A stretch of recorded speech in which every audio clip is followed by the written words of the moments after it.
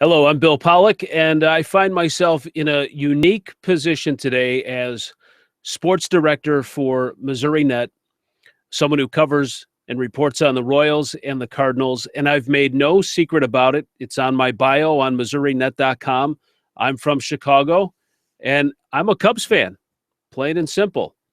Uh, but one of the things that I pride myself on is being able to report, especially when the Cubs and Cardinals are playing, is to be able to report on the game as I see it, as a reporter, as a commentator, and not as a fan. In fact, several times this season, during some heated games between the Cubs and the Cardinals, I've had Cub fans call me out on Twitter and call me an absolute Cardinals homer for the things I've said. So, actually, pretty proud of myself that I can relay information as it pertains to baseball and not as a fan. And what we have today is absolutely historic. 2,363 games have been played between the Cubs and the Cardinals, and not one has ever had the magnitude of this, has not had playoff implications. That all changes today. You've got the Yankees and the Red Sox, and you've got the Angels and the Dodgers, and the Coasts have their nice rivalries, but I mean, this is Midwest through and through, and this is what we live for. And this is, whether you're a Cubs fan or Cardinals fan, is something that you've been waiting. And it's just, let me tell you about this from a Cubs fan's perspective. And first of all, there's two types of Cub fans. You have the true diehards. Their parents were Cub fans. Their grandparents were Cub fans. Whether you lived in the city or you grew up outside of the city or even outside of the state of Illinois, if your parents were a Cubs fan, you were born into it, you were a Cubs fan, whether you liked it or not. And actually, as people grow into the culture, they like it and they love it. Not a lot of people shy away from the Cubs. And then you have the bandwagon. And these are the people that I can't stand. These are the people that, they grew up in Florida, Arizona, maybe Texas. While they were growing up, they saw the Cubs on WGN. Maybe they got a job transfer, moved to Chicago, and they moved into Wrigleyville because that was the hip, chic neighborhood, and Wrigley Field was the place to go. And by the way, that neighborhood was called Lakeview. It wasn't called Wrigleyville. It used to be called Lakeview.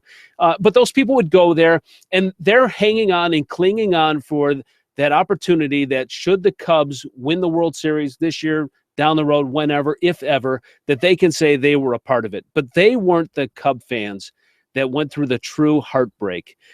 Just before I was born, a couple of years before I was born, 1969, a 9-game lead in the middle of August over the New York Mets.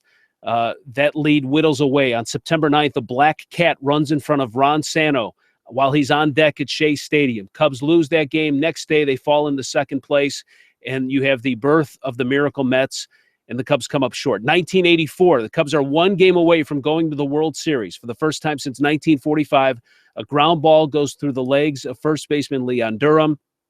Cubs lose 3-2 to the San Diego Padres. They come up short again. 1989, Cubs back in the playoffs.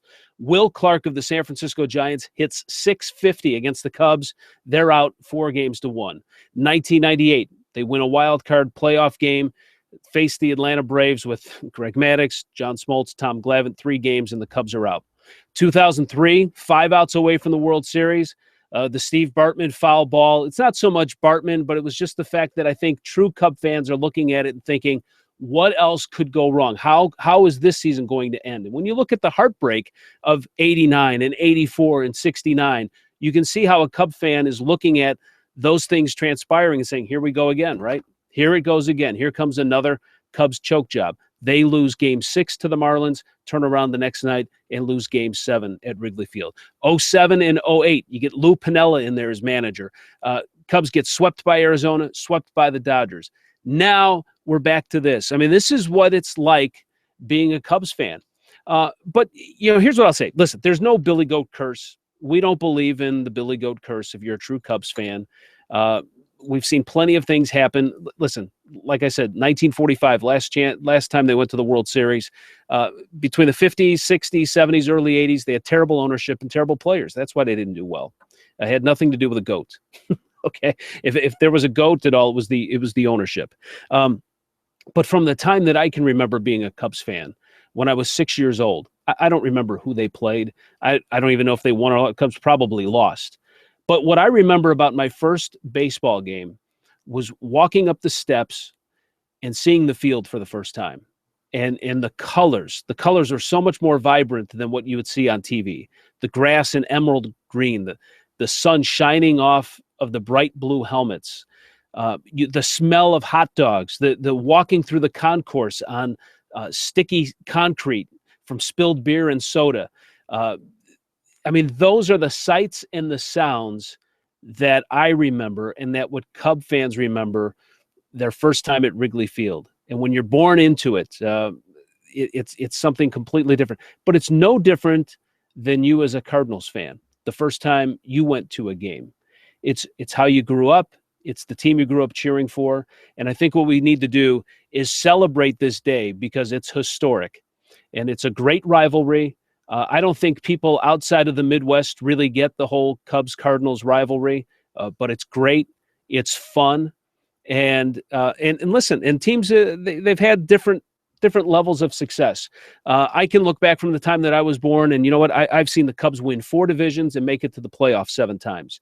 You as a Cardinals fan, you have seen them go through an incredible run, and what they have done is absolutely remarkable. And in this day of free agency and players changing left and right, it's just fascinating to cover in my time at Missouri Net.